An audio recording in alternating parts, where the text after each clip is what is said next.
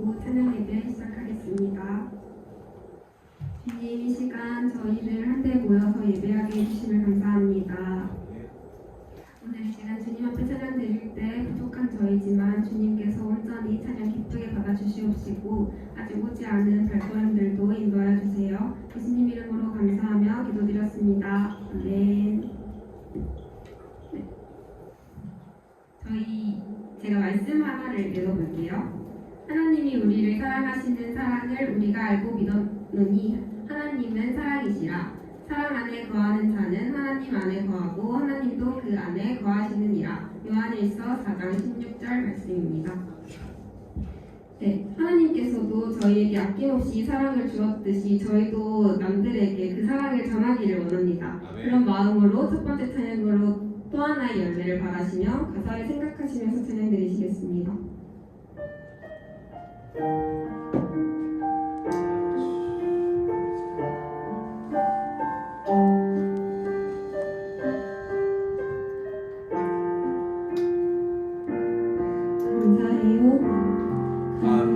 감사해요 깨닫지 못했었는데 내가 얼마나 소중한 존재라는 걸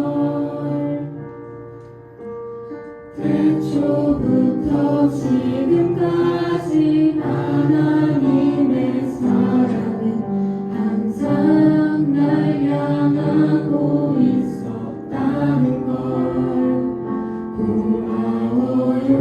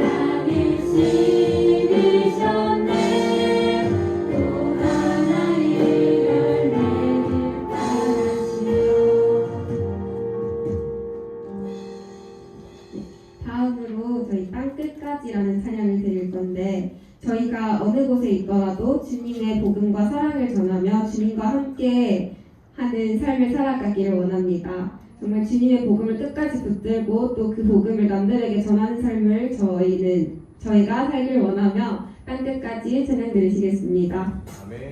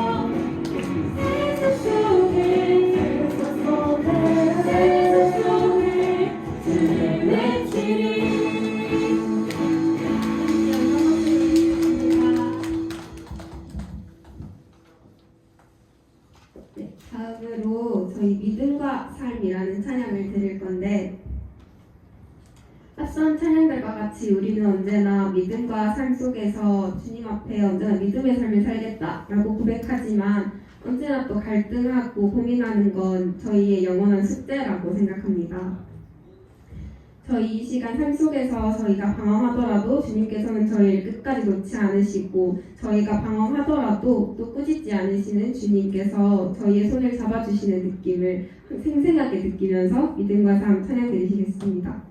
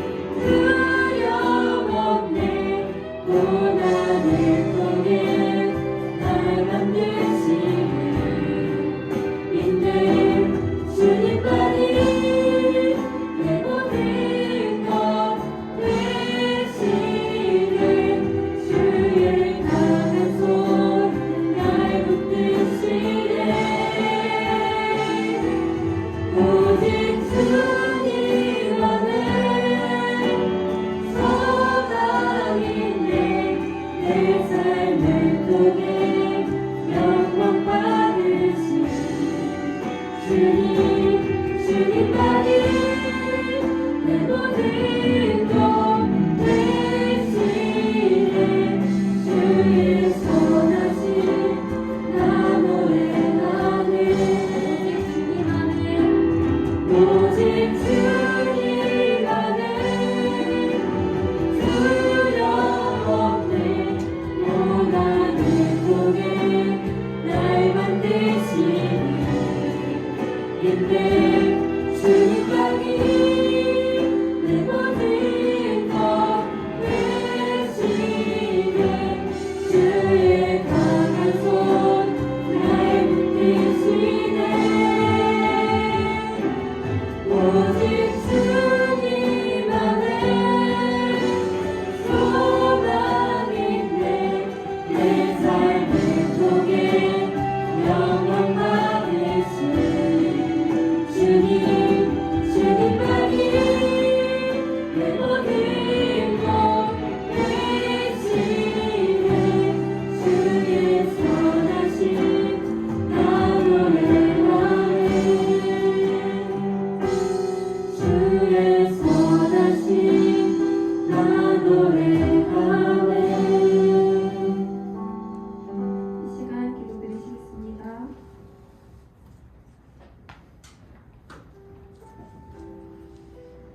하나님 아버지, 저희는 언제나 믿음과 삶 속에서 고민하고 방황하며 또 믿음과 삶을 구별하면서 삶 속에서는 주님을 잊고 살아가고 또 세상 것을 사랑하였음을 고백합니다.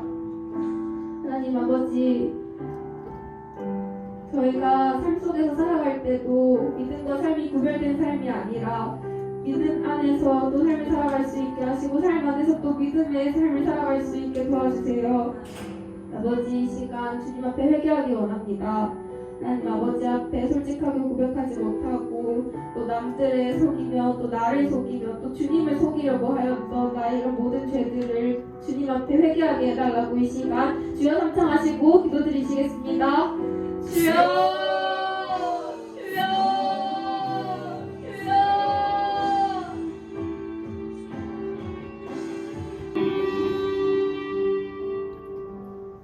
사랑의 하나님, 저희들을 이 자리에 불러주심을 감사합니다. 주님의 부르심에 응답하여 이 자리에 나왔습니다. 저희들과 함께하여 주시옵시고 우리의 삶의 가운데 주님 늘 우리를 함께하여 주시옵소서. 우리를 도와주시고 붙잡아 주시옵소서. 감사드리며 예수님의 이름으로 기도드렸습니다. 아멘. 할렐루야. 아멘. 봄 따뜻한 여름 같은 봄입니다. 오늘 엄청 덥네요. 햇빛을 딱 보는 순간 이제 털갈이를 해야겠구나. 양복을 이제 여름으로 끝내야겠다라는 강력한 생각이 들었습니다. 옷을 바꿔야겠습니다. 한 주간 어떻습니까? 잘 사셨나요? 네. 제일 기억나는 게 무엇이 있습니까? 어떨 때 즐거워하고 어떨 때 좀 기분이 안 좋았나요? 또 어떨 때 좀 부끄러웠습니다.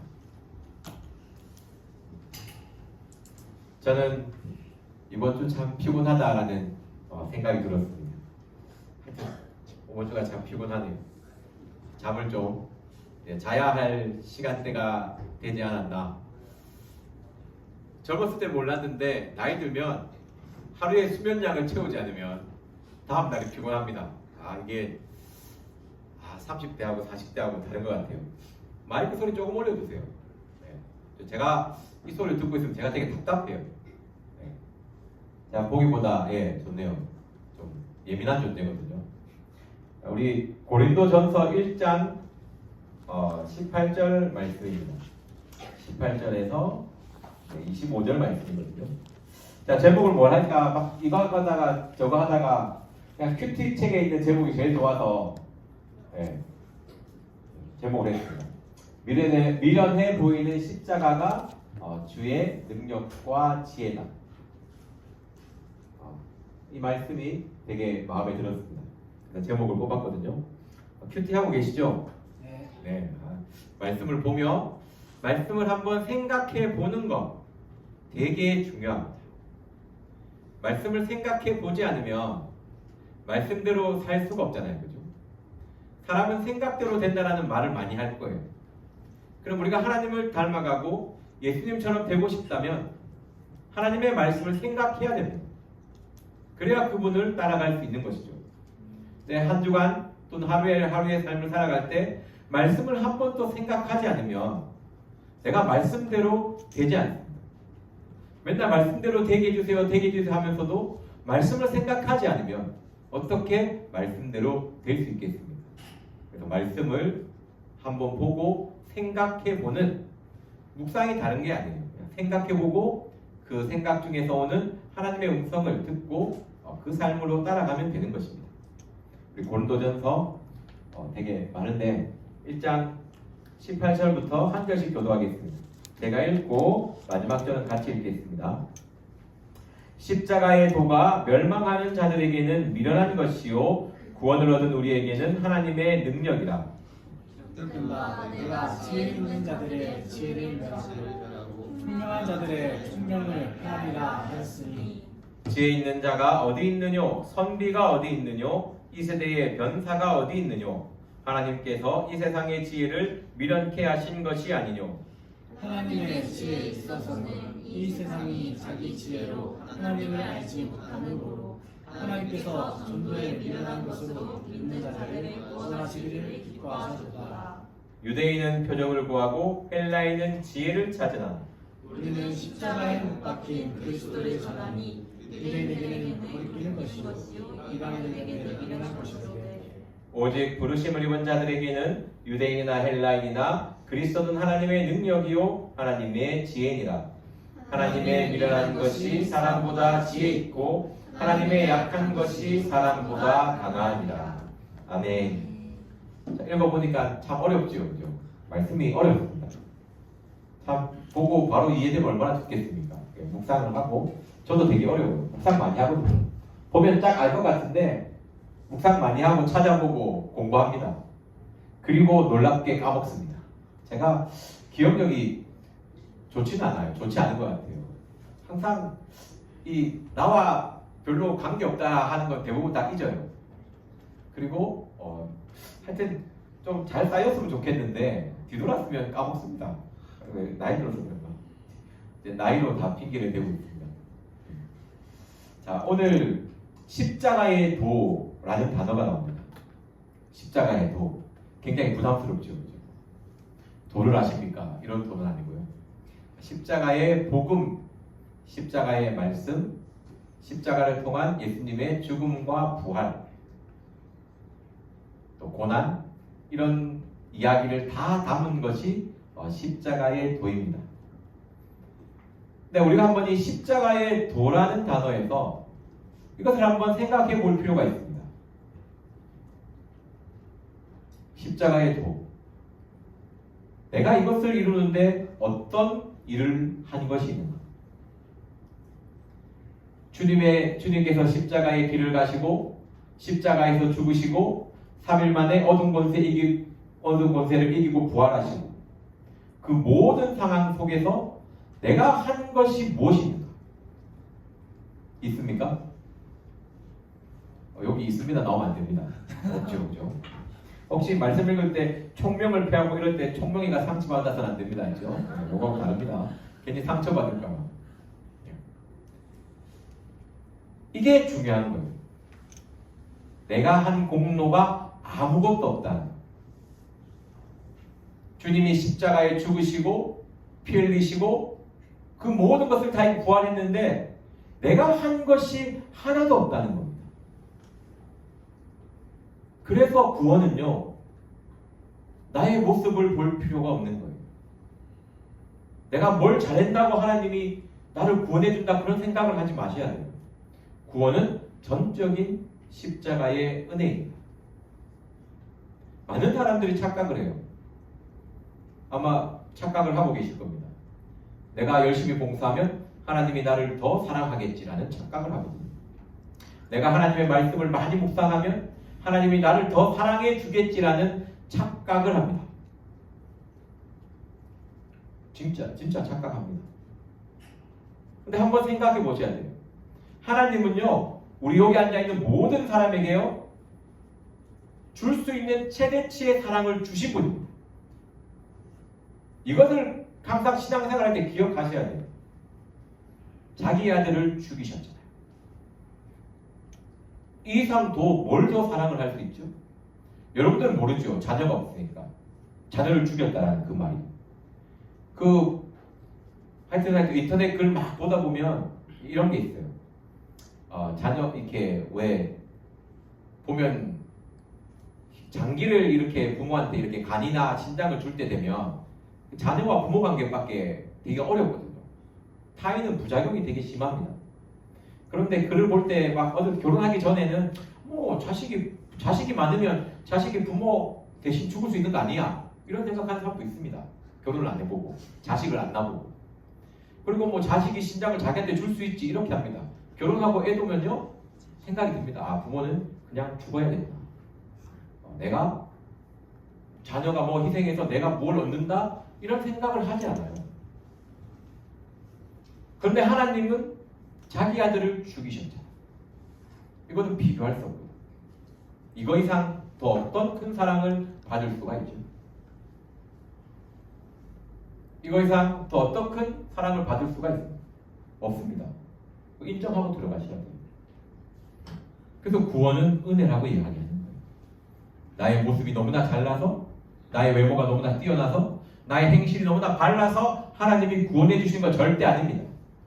그 아들의 십자가에 빚값이 있기 때문에 구원해 주시는 거예요. 이것을 믿는 자에게 하나님의 자녀를 되는 권세를 주신 겁니다. 그럼 우리가 왜 봉사하고 사랑하고 섬겨야 되죠? 하나님을 더 기뻐하게 하기 위해. 근데 이게 좀 나이 든 사람 두고 설명해야 되는데, 여러분들 자식을 놓다 보면 또는 형제가 있는 사람 보면 부모하고 친밀한 사람 있잖아요. 부모의 사랑은 다 같은데 친밀함은 다르거든요. 우리의 봉사 헌신은 하나님과의 친밀한 관계입니다. 그 관계가 더 깊어지는 것이 기도고 봉사와 헌신이지. 하나님 이걸 한번 그냥 생각해 보시면 돼요. 무슨 사랑이 예수 그리스도의 십자가를 죽으신 그 사랑보다 클 수 있을까?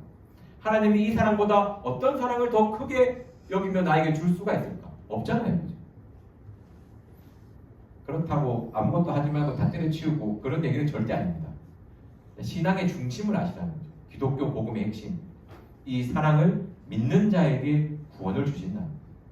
그래서 우리가 죄를 지어도, 나의 행실이 아무리 더러워도, 세상 사람은 말도 안 되는 게 회개하면 되냐고. 근데 하나님은 회개하면 돼요. 그게 세상의 이론인 거예요. 세상의 변사들, 선비들의 말인 거예요. 변론가들의 말인 거예요. 야, 회개하면 되냐고. 근데 하나님 앞에서 회개하면 돼요. 자기 아들을 십자가에 죽이셨기 때문에. 뭘 더 하나님 앞에 내어놓을 수 있겠습니까? 많은 사람들은, 막 세상의 사람들은 뭐 이기적인 생각 아니냐, 상처받은 사람은 어떡하겠냐. 근데 하나님 앞에서는 이게 더 중요하다는 것이죠. 회개하고 믿고 주로 고백하는, 이게 십자가의 도입니다. 그래서 나의 행실 때문에 구원받지 못하니까 그런 생각을 아예 하지 마세요. 내가 선하지 못해서 나 지옥 갈까, 그런 생각 하지 마세요. 그런 것 때문에 내가 천국 갈 수 있는 거 아닙니다. 하나님 앞에 선하고 의롭고 바르게 해서 천국 간다? 아무도 못 가요. 하나님 성경상 가장 이뻤다는 다윗도 죄짓잖아요. 다윗처럼 살아보셨어요? 저는 담대하게 이야기합니다. 주님, 한 10분의 1 정도의 고난도 주지 말라고. 이건 인간이 아니라고. 어떻게 사람이 이렇게 살 수가 있냐. 난 주제 파악을 너무나 잘한다. 제가 성경 중에 제일 고생 안 한 사람이 누굴까 했을 때 이삭을 뽑았는데, 얘도 한번 고생하잖아요. 그죠? 장작 메고 산에 한번 올라가서 아버지가 이렇게 하는 걸 한번 받아야 된다. 심리적인 충격이 얼마나 컸을까. 근데 찾아봐도 없어요. 그렇기 때문에 너무 내가 나의 행실을 보고 구원과 이렇게 연관 짓지 마시라. 하지만 회개는 반드시 있어야 된다. 회개라는 것이 무엇이냐면요, 놀랍게 신앙 고백입니다.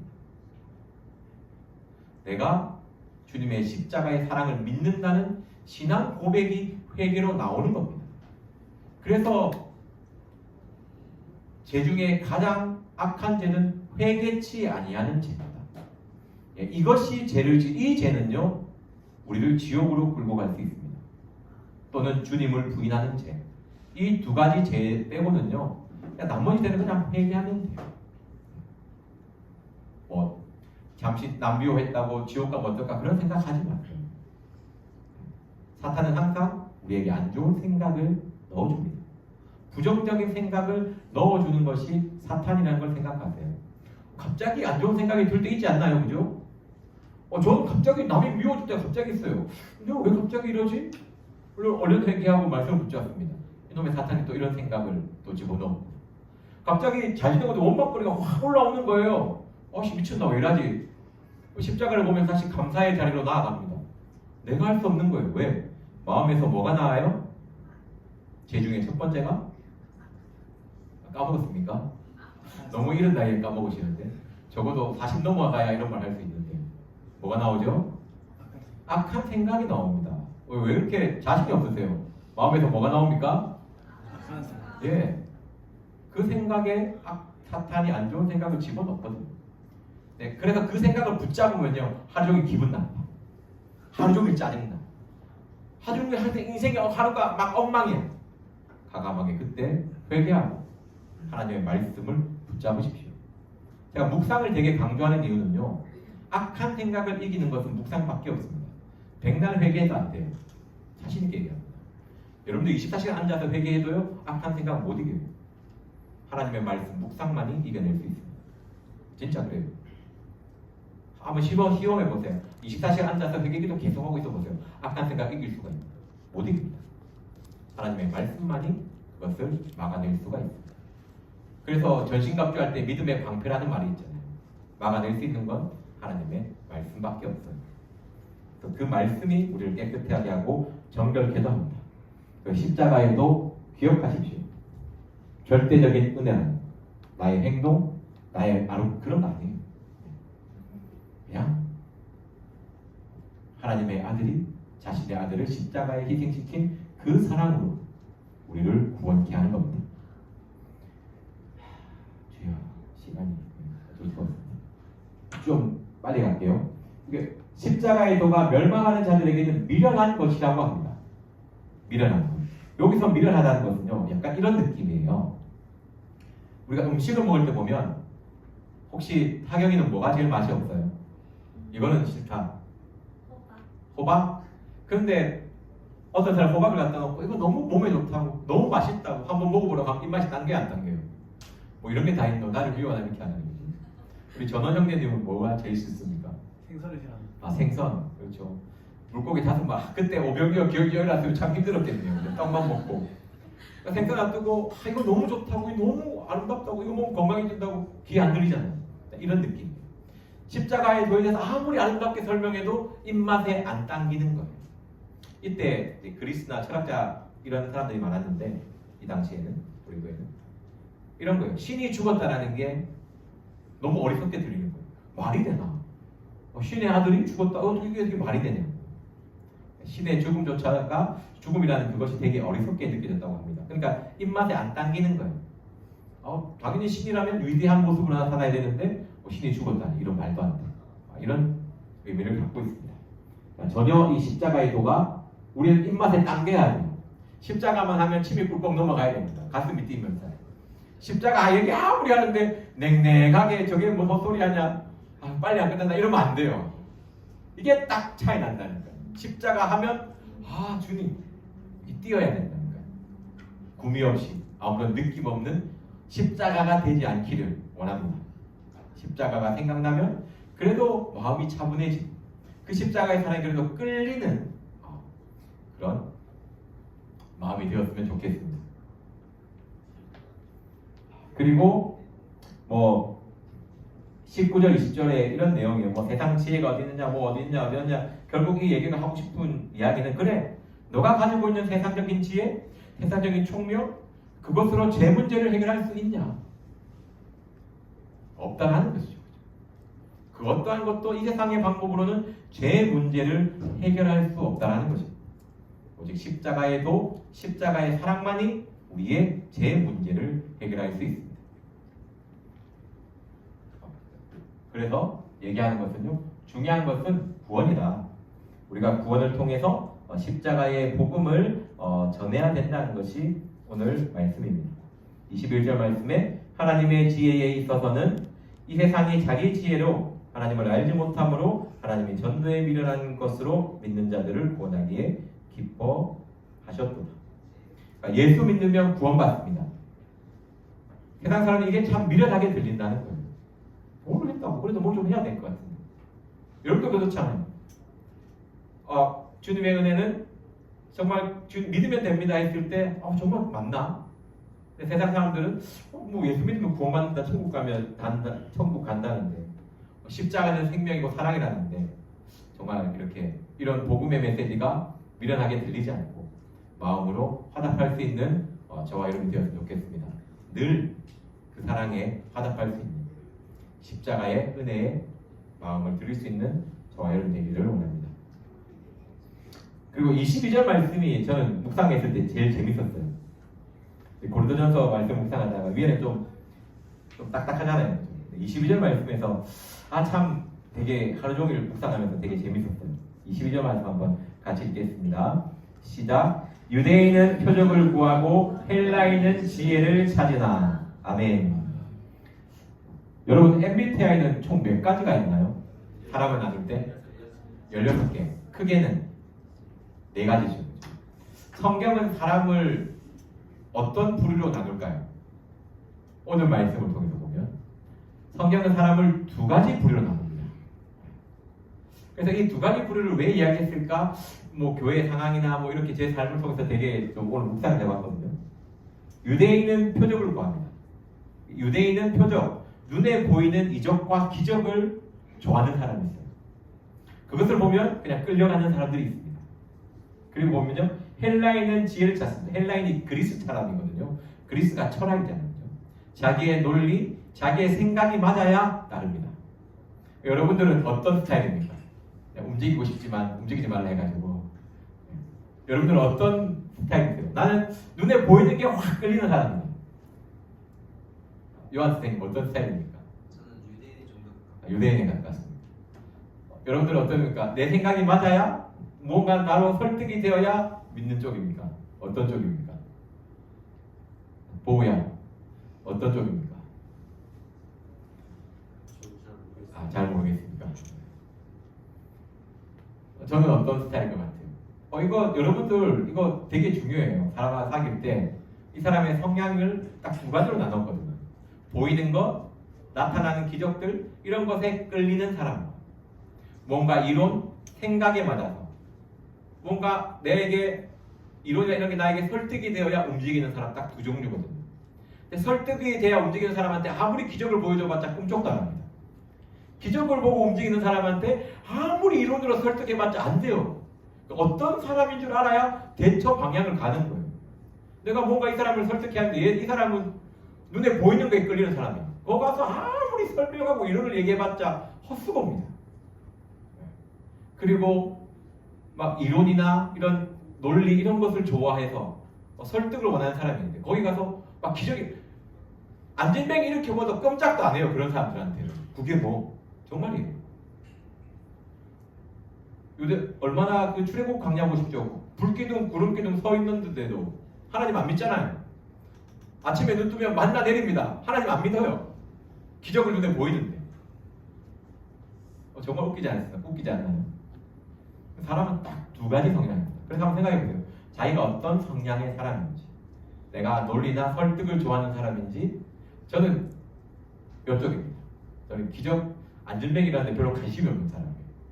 뭔가 이렇게 병기자 눈 뜨고 이런 데 별로 관심이 없어요. 저는 말씀으로 내가 설득이 되면 움직이는 좀 스타일이거든요. 한번 근데 둘 중에 무엇이 좋고 나쁘다가 아닌 거예요. 그러니까 사람은 이런 성향이 있다는 것입니다. 막 교수인데도요. 저런 사람은 그런 거 아닌데 뭔가 보여주면 끌려가는 사람들이 있어요.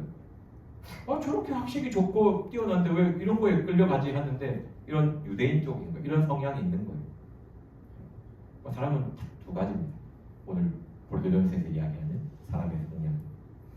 하나님은요, 이런 성향의 사람이 있지만 결국 23절 말씀에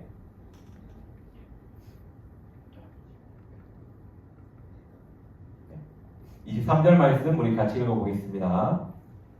시작. 우리는 십자가에 못 박힌 그리스도를 전하니 유대에게는 꺼리끼는 것이요 이방인에게는 미련한 것이로다.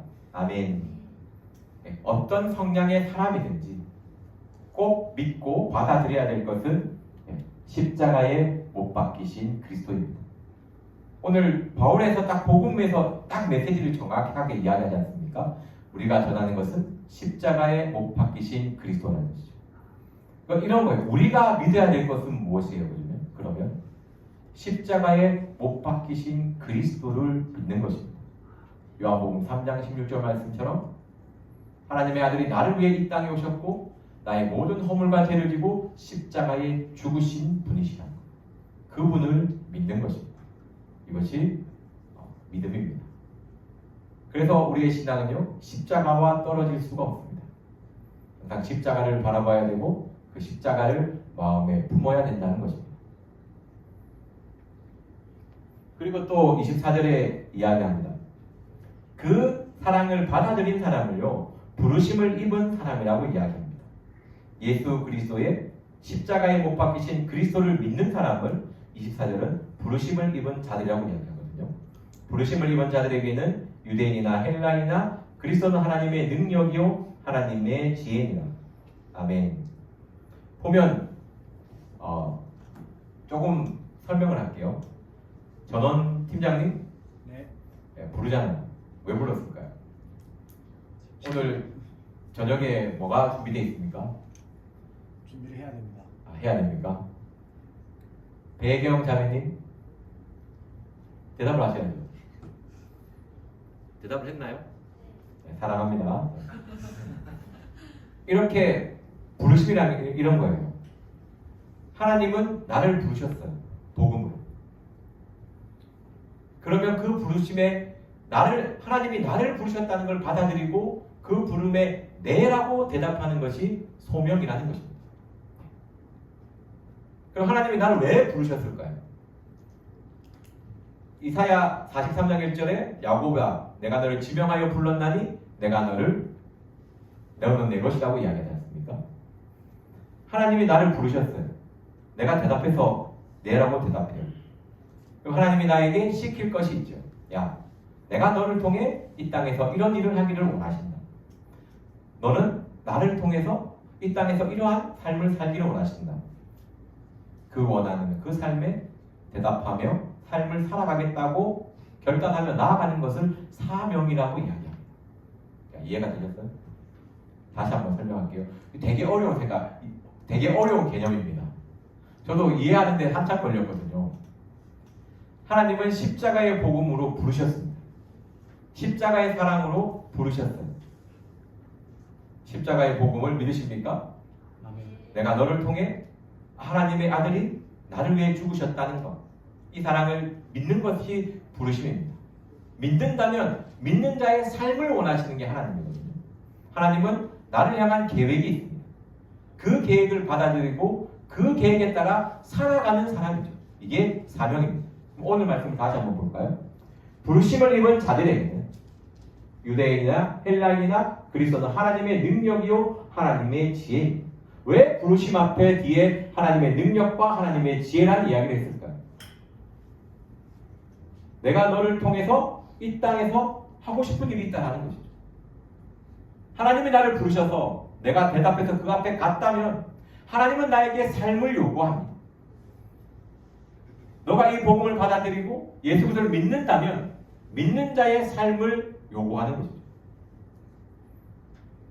내가 하나님의 뜻을 품고 살아갈 때 하나님은 능력을 주십니다.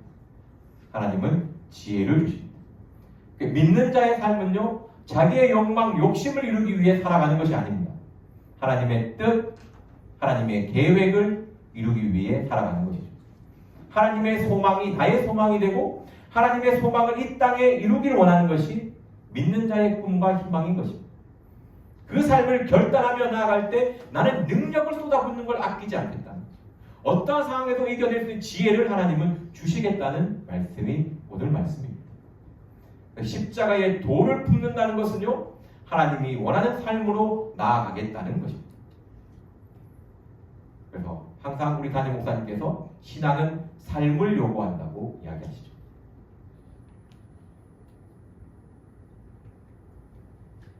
이거 아니네. 그래서요, 약한 것이 문제가 아닙니다.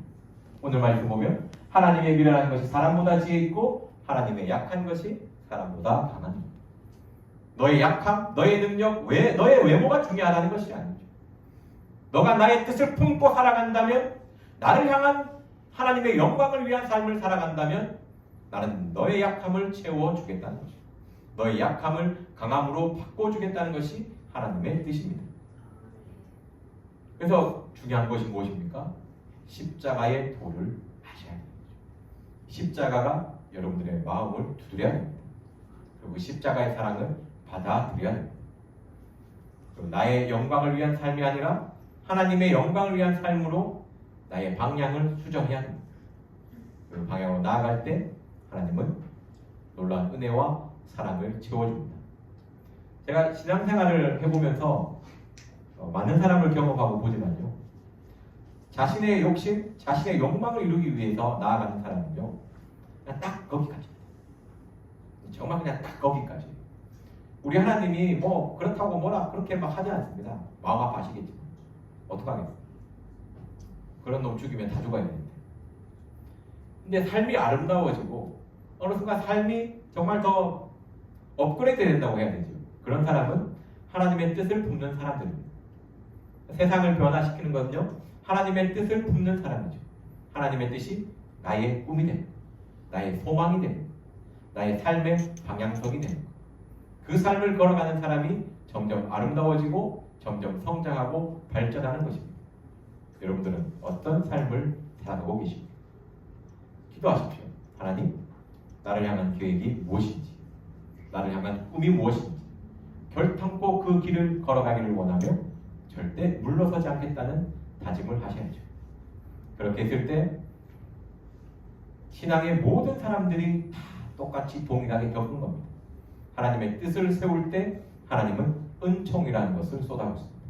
은혜와 능력, 모든 것을 하나님이 더해주시죠. 다니엘이 환관장에게 자기는 음식으로 더럽히지 않는 뜻을 세울 때, 그때부터 하나님의 은총이 다니엘에게 임합니다. 마찬가지로 하나님의 능력과 은혜는요, 내가 하나님을 향하여 뜻을 세울 때 임하는 것입니다. 그래서 이 세상은요, 나의 힘, 나의 능력, 나의 노력으로 살아가는 것이 아니고 하나님의 사랑, 하나님의 능력, 하나님의 은혜로 살아가는 것입니다. 하나님을 향한 뜻을 품으십시오. 그리고 그 삶을 향해 나아가십시오. 그러면 발전할 것입니다. 달란트 비율을 기억해 보세요. 1,000달란트, 2달란트, 5달란트 있잖아요. 맨 마지막에 어떻게 합니까? 하나님께서 버는 달란트를 주잖아요. 처음부터 10달란트, 5달란트 없습니다. 1달란트부터 시작하는 거죠. 벌면 2달란트가 되고 4달란트가 되고 10달란트가 되는 겁니다. 성장하는 것이 하나님의 뜻입니다. 발전하는 것이 하나님의 뜻입니다. 하나님을 향하여 나아가십시오. 하나님이 맡겨진 것이 무엇인지 깨닫고 그것을 열매 맺기 위해서 살아가십시오. 그러면 점점 발전할 것입니다. 기도하고 마치겠습니다.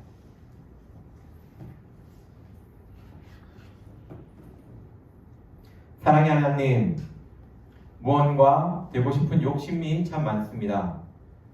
나의 욕심을 내려놓게 하여 주시옵시고 정말 하나님이 원하시는 삶을 살기 위해 나아갈 수 있도록 하여 주시옵소서. 정말 한 주간 살아갈 때에 하나님, 나를 향한 하나님의 계획이 무엇인지 물어볼 수 있는 마음 갖게 하여 주시옵시고 나를 향한 하나님의 뜻이 무엇인지를 알아가기를 소망하는 마음을 갖게 하여 주시옵소서. 나의 영광이 아니라 하나님의 영광을 위한 삶으로 나아갈 때에 아버지께서 은혜를 더하여 주시옵시고 나의 발걸음 가운데 축복하여 주시옵소서. 감사드리며 예수님의 이름으로 기도드렸습니다. 아멘. 감사합니다.